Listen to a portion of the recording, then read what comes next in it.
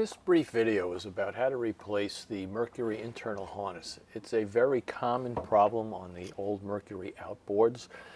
They tend to disintegrate. It almost looks like the inside of the engine is attacked by mice. So this is our end result. What you see is the new replacement harness that's firmly secured and wrapped up inside the engine cowling.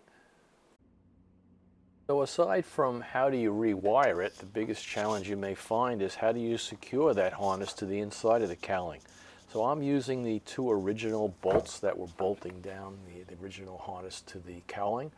And then what I do is I take a zip tie and I form a loop that grabs the two nuts, and then I tighten it down, and that will snug that down right up against the cowling so it doesn't pull away. The wiring instructions that came with the harness are pretty straightforward. This is an Energizer engine, so what you need to do is you need to follow the directions. The red wire goes to the rectifier, the big red wire goes to the solenoid, the black is the ground, and in the Energizer engine that you see here, the white wire was just left blocked off, and then you have the one that's used for the ADI. The ADI are the engines that don't have a distributor. That stands for alternator driven, and that wire isn't needed as well.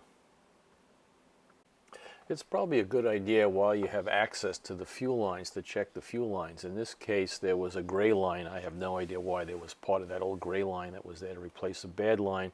And as you can see, the liner inside that gray line was starting to disintegrate from the alcohol. So I took a moment to replace the gray lines as well. What I will do is I will put some Amazon affiliate links to the fuel line as well as the harnesses that I purchased so that you know what parts to order that will fit your engine. They're typically used from the late 60s all the way up to the early 80s, probably 1982 is the end of it where they stopped using the side harness. Both the Jet unit and the CDI brand have issues with that bracket holding it in place. The Jet unit does not come with a bracket at all, and the CDI unit comes with a bracket, but it fits loosely into the cowling.